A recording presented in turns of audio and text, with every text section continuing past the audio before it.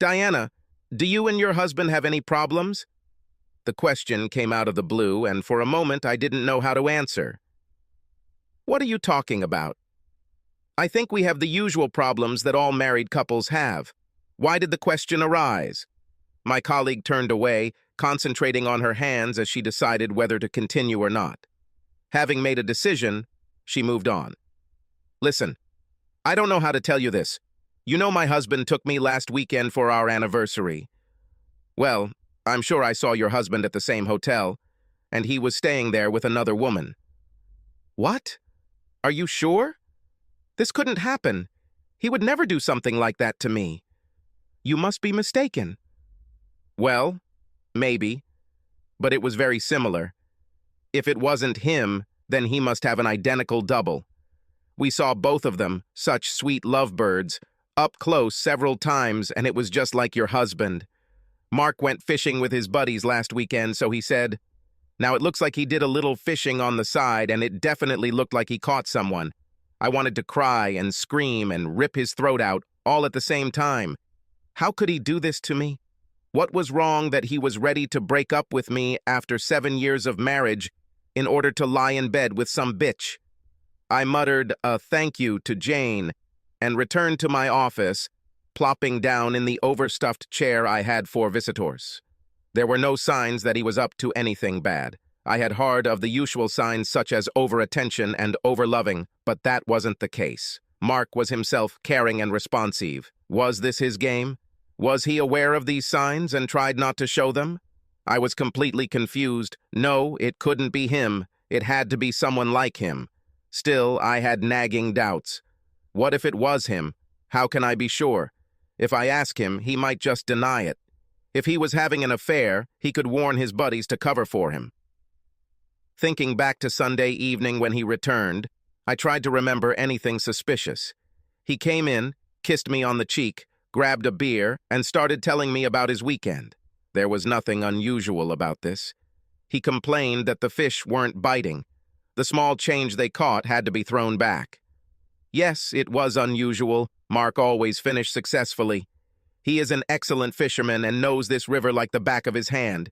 He had been fishing since he was a boy, ever since his father put his first fishing rod in his hand when he was 6 years old. Yet perhaps he is telling the truth. How can I find out? I decided to call one of his friends' wives about the upcoming school holiday, and during the discussion, ask about the fish he caught. Yes, that's exactly what I'll do. Hello, Emily, this is Diana. How are you? The first part of our conversation was about normal things, children, school, and sales at the mall. Not wanting to seem too anxious, I let it drag on for 20 minutes before I got to the part I called for. I couldn't ask her directly. It would make her suspicious, and it would come back to Mark through her husband. Emily, do you have any good trout recipes? I was a little tired of the usual methods like baking and grilling and wanted something more exotic. How did you cook the fish that Dave brought home on Sunday? I waited with bated breath as Emily screamed at her kids to shut up, telling them she was on the phone. Sorry, Diana. Fish recipes, Well, Dave isn't very adventurous when it comes to food, so I stick to tried-and-true recipes. The fish he caught last weekend is still in the freezer. I didn't plan to cook it until the end of the week to cook for the weekend BBQ. As she continued, my thoughts wandered in another direction. This bastard lied to me. Others caught fish, but not him. Why? Because he wasn't fishing, he had sex with some bitch. Well, when I'm done with him, it'll cost him dearly. Diana, are you here? Emily brought me back to the present, and I answered her through the tears that began to fall. Yes, I'm here. I'm sorry. The washing machine is working. I need to run. I'll call you later. Thanks for the advice. Bye. My first instinct was to confront him, but the more I thought about it, the more I realized that I had no real evidence. He will lie to get out and will be on his guard. I need more proof. That evening, Mark seemed withdrawn as we sat and ate dinner. He complimented me on the excellent food, but there seemed to be no life in him. When I tried to speak, he responded in sentences, and it was obvious that he had other things on his mind. I hoped it was guilt, and it was tearing him apart inside like it was tearing me apart. Later, we sat and watched TV for a while before he made his move. I am going to sleep. I'm not feeling my best, and I think I'll go to bed early. Are you going upstairs now? No. I think I'll watch some more. The girls at work say it's worth watching. I'll get up later. Good night. Mark leaned in to kiss me, but I turned my head and his lips touched my cheek. His surprised look was enough to warn me that I needed to think of something quickly. Sorry, honey. I don't want to risk getting infected. I can't afford to get sick now. Sweet dreams. My imagination was working overtime. There was no way I was going to kiss him after he cheated on me. In my mind's eye, I saw him pleasuring his new lover. The thought alone made me nauseous. I sat in a crappy sitcom and waited for him to fall asleep. Finally, an hour later, I tiptoed up to our room and quietly looked in on him. He was 6 feet 2 inches tall, and his head lay on a rumpled pillow pushed almost to the head of the bed. His hair was a damp mass and stuck to his head and face like a blonde cap. He was sweating profusely, and his body was glistening with sweat. His sleep must have been restless, as the sheets lay in a disorganized heap on his side of the bed. Mark usually slept peacefully, and I wondered if his restless sleep was caused by his guilty conscience or if he was dreaming about it. Damn him! Mark always slept naked, and tonight was no different. Lying on his back, his body was completely exposed to my gaze, and I looked at him in a new light. I loved this man with all my heart, and now I could lose him. Was this what I wanted? Maybe it was a one-time affair, and he will never cheat again. Did I really want to carry out my plan? I need to know. No matter how painful it might be, or what the consequences would be, I had to find out. Mark was my first true love, and the man I wanted to spend the rest of my life with. The man I would like to see as the father of my children. How could he put all this at risk? I quietly took his wallet from the bedside table and quickly checked it for evidence. What I expected to find was an address, a phone number, or even some condoms. When we were dating, Mark always had a spare in his wallet. I quickly realized that using a condom wasn't for me, so I started taking the pill, and he hasn't needed condoms since. This would be another nail in our marital coffin. There was no evidence in his wallet or pants pockets. So where else can I check? His briefcase and machine also gave the same sterile results. By this time, it almost became like a game. Every time I returned empty-handed, I felt disappointed, as if I had lost. Then I checked his email on our home computer, and when it was clear, I looked at his cell phone. No luck there either. I sat in the kitchen with a cup of coffee, trying to figure out what my next step would be. In my opinion, he was guilty, and the lack of evidence didn't mean a damn thing. I was excited, and the coffee only added to my hypertrophied state of mind. I thought about what I had done so far and decided that he wasn't so smart that he wouldn't leave some evidence of his deception.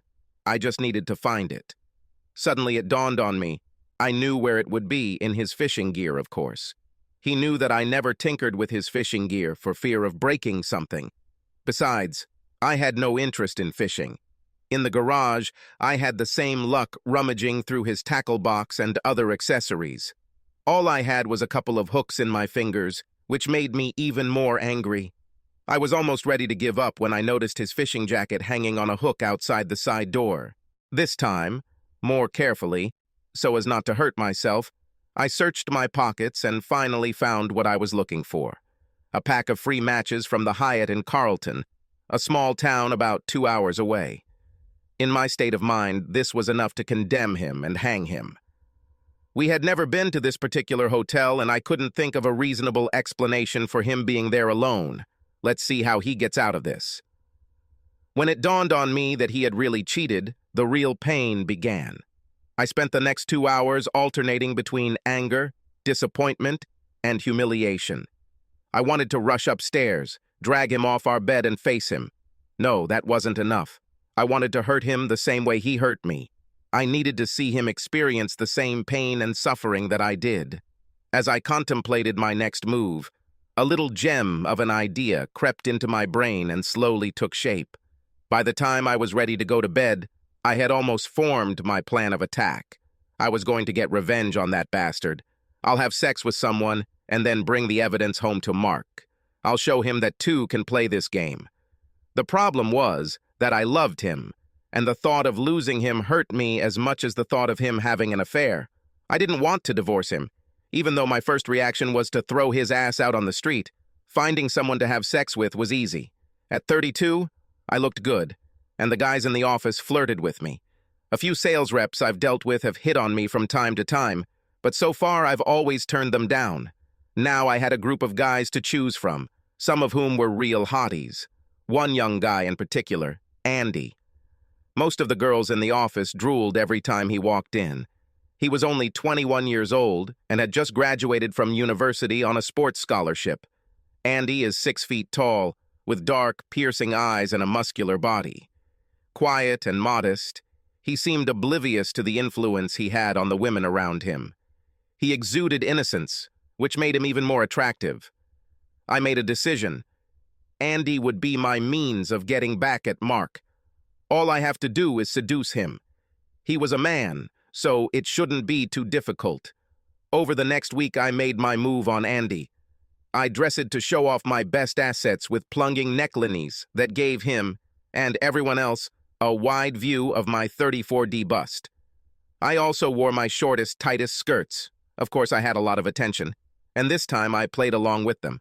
Flirting with guys made me feel wanted again. It's not that Mark didn't do all this for me. He was always very attentive, giving me little gifts, surprises, bouquets of roses, and leaving little cards everywhere for me to find. Just knowing that he cheated made me question my sensuality. The boy's attention was the balm I needed to soothe my bruised ego. It was easy with Andy. When he first saw me, his jaw dropped and he stood there and widened his eyes. Approaching him, I closed his mouth, and then in the sexiest voice I could muster, I asked, "How are you, love?" Like what you see. If you play your cards right, you can see so much more. If, of course, you want. Leaving him to wonder if he had heard me correctly, I turned and walked away from him, punctuating each step with a sway of my hips. The same action always caused a strong reaction in Mark, which led to prolonged sexual romp. Will it have the same effect on Andy? Over the next 3 days, I continued to tease him, and he became more and more attentive and provocative in his flirting. Several girls told me to stop teasing him because it wasn't fair. He doesn't have much experience with women and may misunderstand. Jane, on the other hand, knew exactly what I was up to, and her advice was clearer. "Diana, what you are doing is not fair to Andy. He has no idea that you are using him to get back at your husband. If you have to do this, at least choose someone who can handle what's about to happen." "Thanks, Jane, but I think Andy will like it." "Who knows? Maybe I'll make it a regular thing with him." Jane simply shrugged and walked away, shaking her head, leaving me to continue with my plan. Closing the door, she said, "This will be a big mistake." Andy was interested, but hadn't made any moves yet, and I was in a hurry. I froze Mark, stopping any intimate activities. Not understanding what was happening, he began to get upset because of my refusal to talk to him about our problem. I wanted him to sweat over it, but not for too long. I decided that this Saturday was the day of my revenge. "Andy, are you busy on Saturday evening?" The light shining in his eyes told me the answer before he could croak, "No, I didn't plan anything. Why do you ask?" "Well, I thought you might want to take a lady to dinner and dancing and everything that follows. Are you interested?" "Hell yes." Then his face darkened. "But you are married. What about your husband?" "He doesn't need to know. Besides, we have some kind of agreement." I grinned. "He just doesn't know about it yet." "Yes, sure." His face lit up with a knowing smile. "Where will we go?" "Well, I was thinking about dinner at a small cozy restaurant, a few dances at a club, and then maybe we could find a room somewhere." "If you don't mind?" Andy blushed, but had recovered enough to realize that the next step was his. "Of course it sounds funny. I know such a place, and there is a motel not far from it. I can book a room." "Sounds like a date to me. You can pick me up at the north entrance of the shopping center parking lot at 7 in the evening, and we'll drive in your car." Leaning over to give him a better look at my tits, I kissed him on the lips and then whispered, "See you then, lover." The plan was in motion, and I don't think I could stop now even if I wanted to. The second step was to tell Mark that I was having a bachelorette party and wouldn't be back until later that evening. Heck, if Andy lives up to my dreams, I might not get home until Sunday. That evening after dinner, I left Mark. "Mark, honey, I called Susan today. She and some girls are going out somewhere on Saturday night. They invited me and I agreed. Oh, I hoped that we could have a good night together and solve our problems. Can't you go another time?" I gave Mark one of my stern, don't mock me looks and then told him, "I'll go whether you like it or not. It's not often that I get to go out somewhere, and perhaps another opportunity will present itself who knows when." Mark was about to answer but changed his mind and left the table. Turning at the door, he told me, "Thank you for your concern." Then he wandered off to his workshop, probably to play with his damn fishing gear. I saw the pain in his eyes and almost succumbed to it. But then I was overcome with anger and a vision of him with some blonde girl flashed through my head. "Fuck you!" I shouted after him. "This doesn't mean you care about my feelings." He walked away, and I don't think he heard the last part. This worked in my favor because he slept in the spare room for the next 2 nights. This might just become his permanent room if he's not careful, was my last thought before I went to bed that night. It was strange because it was the first time I slept alone since we got married. On Friday morning, he left before I woke up, so I didn't know how he was coping with it. I never realized how vindictive I could be, and this came as a real surprise to me. On the one hand, I was glad that he was in pain, but it was almost as painful for me to watch him suffer. I really love him, even despite his debauchery. I decided to try to relieve some of the stress on Friday night by hosting a special dinner for him. Baked potatoes, roasted asparagus, and one of the trout he caught a couple of weeks ago, cook it in foil with herbs, chili, garlic, and olive oil. I knew it was one of his favorite foods, and it might calm him down a bit. It would also ease the guilt I was starting to feel. The phone rang just as I was putting the finishing touches on the table decoration. I pressed the phone to my shoulder. The background noise was loud, and I could barely hear. "Hello, Diana. It's me, Mark. The guys are having a party tonight, and seeing that you're leaving tomorrow, I thought I'd spend the night with them. Don't wait. I'll probably come late." He hung up before I could answer. He sounded very angry, and for a moment I wondered if my revenge had been such a good idea. Damn him. Why's he doing this? Hanging out with the guys, I bet he's with his mistress again tonight. Well, let's see who has the best time. I tried to sleep, but tossed and turned until he came at 3 a.m. I heard his door close and then 2 thuds as his shoes hit the floor. After that, nothing. On Saturday morning, I got up early and prepared another surprise for him. When Mark finally surfaced, it was 12:30 and he looked like crap. He was wearing the same clothes he'd been in the day before, but instead of the neat look he'd left with, he was now disheveled and bleary-eyed. The front of his shirt was stained, and the right knee of his beige pants was covered in dirt. A grunt was the only response to my cheerful, "Good afternoon." I have to admit that it was more to piss him off than how I actually felt. Taking a cup of coffee, he sat, or rather sat limply, at the kitchen table. "I saved your dinner for you. This is your favorite dish, so I thought you might like it for lunch." With these words, I placed a plate with burnt remains in front of him.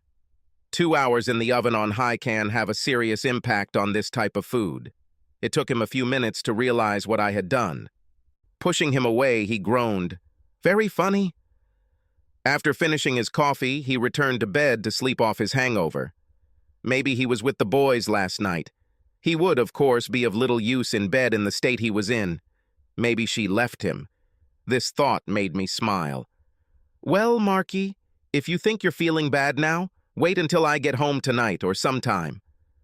Saturday passed quickly. Without Mark, I could spend as much time preparing as I wanted without worrying about what he would think. Not that I really care at the moment. This plan had a life of its own, and I was being dragged along by the forces that controlled it. By 6, I was almost done getting ready and had just put on my dress. I decided not to wear a bra or panties for 2 reasons. Firstly, I thought Andy would be able to better appreciate my body if he felt me while dancing. Secondly, my underwear was expensive, and I didn't want to lose anything. Mark got out of the shower while I was choosing shoes. I didn't hear him get up and go to the bathroom. He came into our room to get some fresh clothes and saw what I was about to wear. Damn it, Diana, you're not going to meet girls dressed like that. Are you on a date with someone? Don't do this. We can discuss everything. Please don't do this. His pleading made him sound like a weakling, which only made me angrier. I couldn't stand it and yelled at him, I told you that I was dating girls. If you want to talk, we can talk when I get home. Maybe then you'll listen to me. Now pack your things and get out. I need to finish getting dressed or I'll be late. Mark stood and watched, and then said something I never expected to hear. Any thoughts I had that he was a weakling were quickly dispelled by the strength in his voice. Diana, I know that you are cheating on me. I don't know who, but when I find out, he will be named in the divorce. Your attitude towards me in the last 2 weeks has been so distant, and now this. I can only come to one conclusion. You are having an affair. A tear fell from his eye, and he wiped it away before continuing. I won't be a cuckold. If I find evidence that you cheated, our marriage will be over. Think about this before you leave tonight. When he grabbed his clothes from the closet, I answered him. Sauce for goose is sauce for goose. Not quite understanding what I meant, he went to the guest room to get dressed. Now he was on the moral high ground because he didn't know that I knew about his deception. He wouldn't be so confident once everything was known. At least that's what I tried to convince myself of. He didn't come down before I left, so I left a note taped to the refrigerator door. I knew Mark, and whenever he had a problem that needed solving, he would reach for a beer. This doesn't mean he's an alcoholic, but the beer in his hand helps him think. A lot of guys are like that. Mark, you know I love you, but these last 2 weeks have been hell for me. I know we need to talk, so I decided that I would be home by 2 in the morning. Please wait for me, and I think we can resolve our issues and continue to heal our marriage. I want more than anything for you to remain my husband. But until we solve our problems, I am afraid that this will be impossible. With love, Diana. Andy was waiting for me when I pulled up, and my heart skipped a beat when I saw him. This is not the shy guy like in the office. He wore a red silk shirt to the party, unbuttoned almost to his waist, revealing his muscular chest and a muscular abs to die for. His trousers were wide but tailored and fit him perfectly. He was wearing a dark blue, lightweight woolen jacket that accentuated the entire outfit. As I approached, I leaned over to kiss his cheek, but he moved quickly and caught me off guard. His arms wrapped around me, and his mouth was harsh and demanding on mine. It wasn't what I expected, but he was inexperienced, and I just needed to show him how to please a woman. Finally, he let me go and dragged me to his car. The restaurant is nearby. I hope you enjoy Italian cuisine. Italian food is not a food that I really like, and I usually prefer something else. It was already too late anyway. Yes, I love an Italian restaurant. Lead the way. The restaurant was good, but noisy and crowded. There is no room for romance here. I will have to wait until we go to the club for more intimate activities. I was surprised by the quality of the food and really enjoyed it. At some point, I caught myself thinking that someday I would bring Mark here. Andy seemed to be well known here, and most of the staff and the owner greeted him by name. She was a plump Italian mommy who kept coming up to him, nudging him with her elbow and winking at me. She gave him the OK sign twice with her thumb and forefinger. By 8 o'clock, the food and 2 bottles of wine were gone, and we were ready to move on. The club was only half a block away, so we walked and talked. I took his hand and pressed myself against him, watching the envious glances of the other girls we passed by. You were very popular there. I understand this is not your first time? Hell no, I spend all my first dates there. It kind of sets the stage for later, don't you think?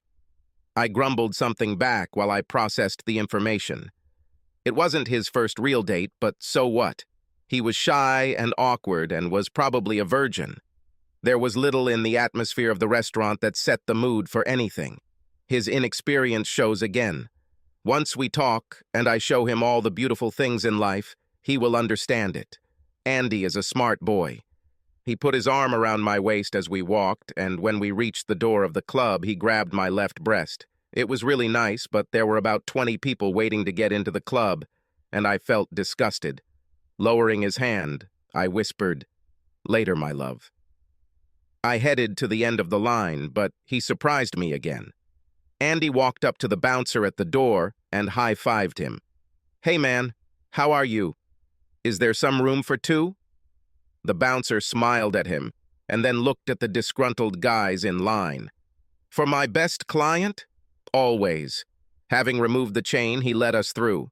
Andy slipped him some money. Upon entering, we paid the entrance fee and received 2 free drink cards. A deafening noise hit me, causing even the walls to tremble.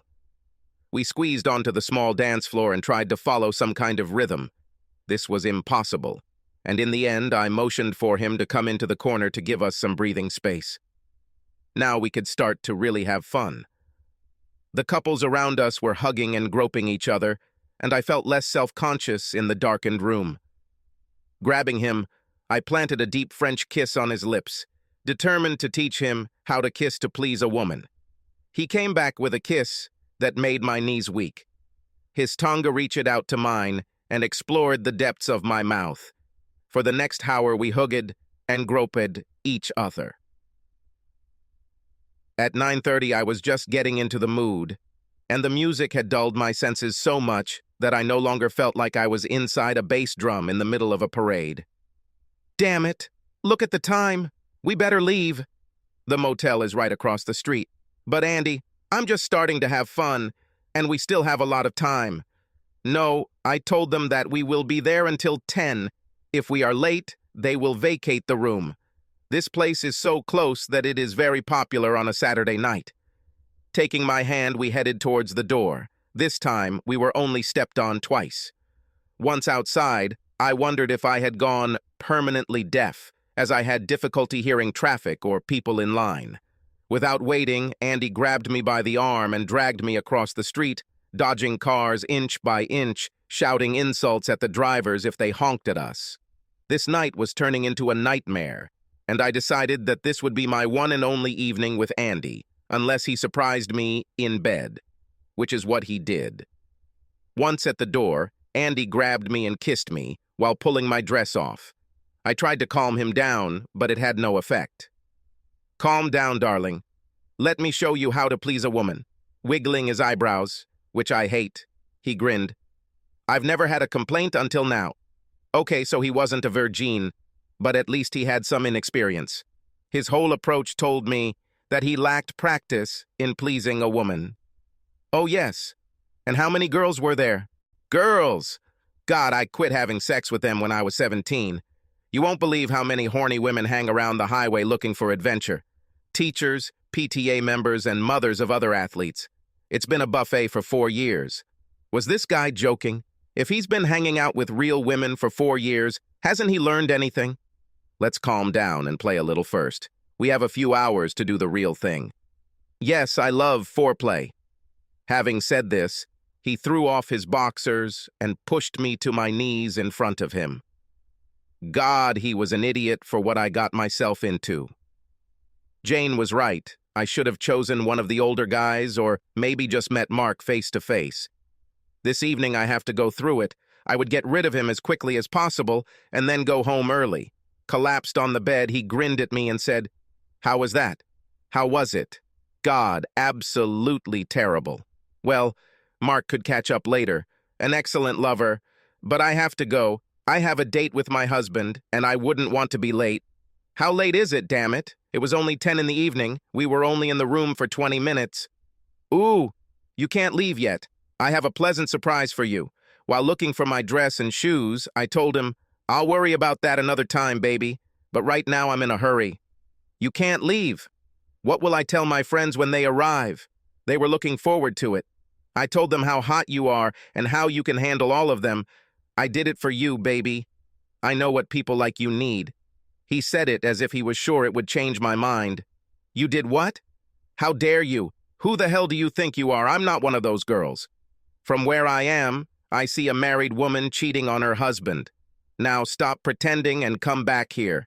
Unfortunately for him, the closest thing to me was a lamp sitting on the bedside table. It had a heavy ceramic base that hit him on the head, causing him to freeze. Not sure if I had killed him. I checked his pulse and breathing, and he seemed fine. A trickle of blood was running down his cheek, and he would have a terrible headache when he woke up. Well, damn it, he deserved it. I grabbed my purse and ran out of the room, leaving the door ajar, so his friends could find him and keep an eye on him. I ran, blinded by tears, 3 blocks to my car, and collapsed behind the wheel. I had to wait until my hand stopped shaking before I could put the key in the ignition and start the damn thing. A date that was so promising turned into hell. I was angry and upset with Andy. He made me look like a fool with his innocent little boy behavior, and I, the idiot I am, fell for it. Maybe I'm old-fashioned, but there should be some romance in a date. But this new age approach didn't seem to involve any seduction on the guy's part. The journey home was a mixture of humiliation and pain. I couldn't blame Mark for that. I brought this on myself, so I had to deal with it. One good thing is that I was no longer excited. Pulling into the driveway, I sat for a moment and then braced myself for what was to come.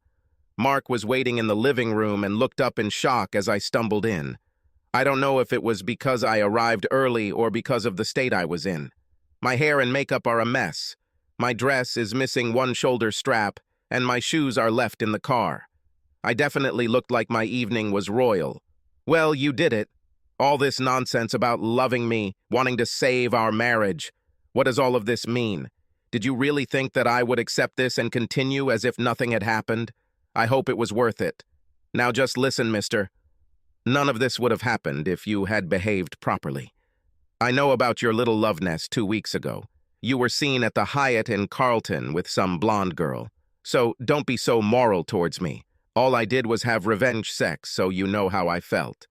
Now we need to discuss all this and live our lives. I'll make some coffee and we can sit down like we used to and figure this all out. I stopped to take a breath, and Mark took the floor. I don't know who anyone saw, but it wasn't me. I was 200 kilometers away, on the other side of the state, fishing, as I said. Now I've played my trump card. Jane saw you, she was there with her husband, and they saw you with another woman.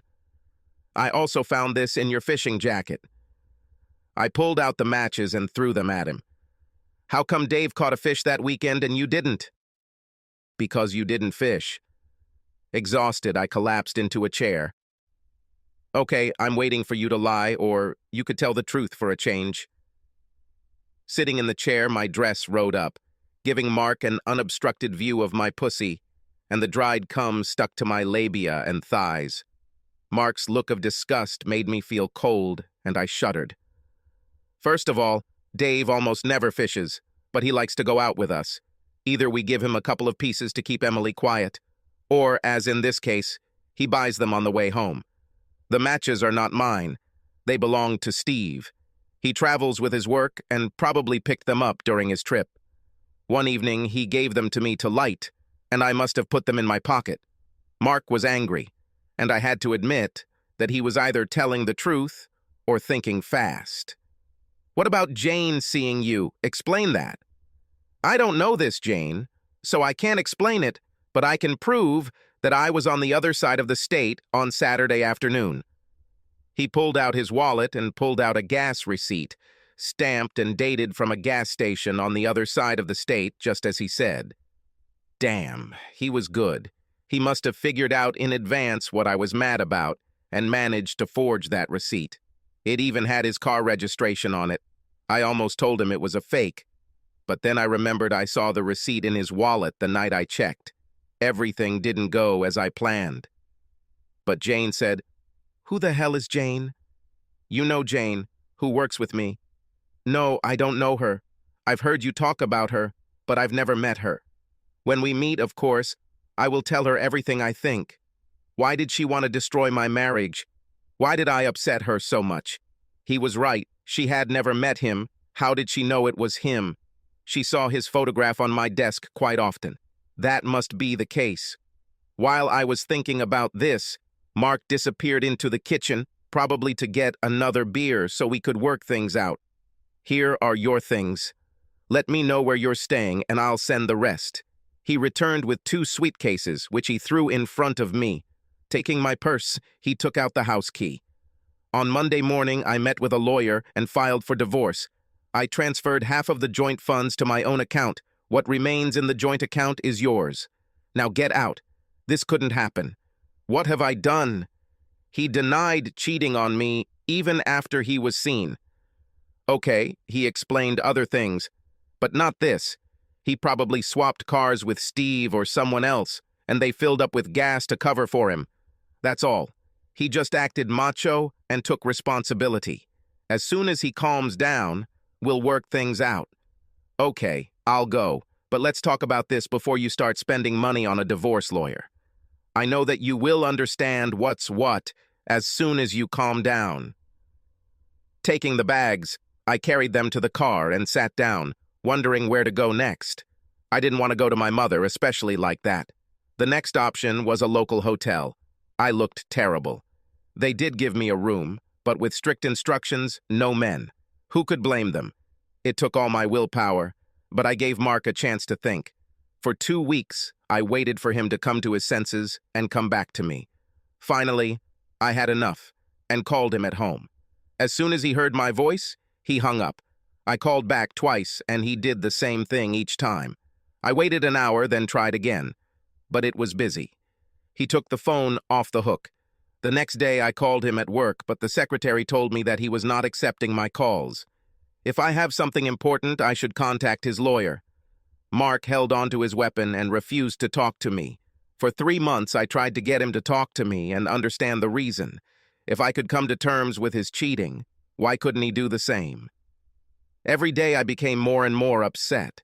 How could he not understand my point of view? I lost all my anger, replacing it with bouts of depression and bouts of crying. My life was turning into crap, and I didn't understand why. I then tried to wait for him at home, but he just looked at me, then ignored me and walked inside, closing the door in my face. The next day, I was given an intervention order at work.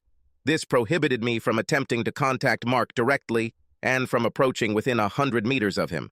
Andy made sure to get revenge by telling everyone at work that I had fun with him and his mates. Even though I denied it, everyone else saw me teasing him and believed his story. All the men hit on me for weeks until I kneed Andy in the balls, and that's when they realized I couldn't afford to stay at the hotel. So I returned home to my parents. They sympathized with me, but said it was my own fault. I should have talked to Mark. As Dad said, 2 wrongs don't make a right. I lived in the hope that he would not go for a divorce. He was just trying to scare me into backing off and apologizing. How the hell could I apologize if he didn't want to talk to me? I remember that Tuesday clearly. I was sitting at my desk finishing the bill when the secretary called and said that 2 men wanted to see me at the counter. Thinking they were salespeople, I put on my best smile and walked towards them. Mark stood there with another man, talking quietly. My heart skipped a beat. Did he forgive me? Mark nodded in my direction and said something to another man who approached me. Mark stood aside, not taking part in what was about to happen. Then I realized that my marriage was over.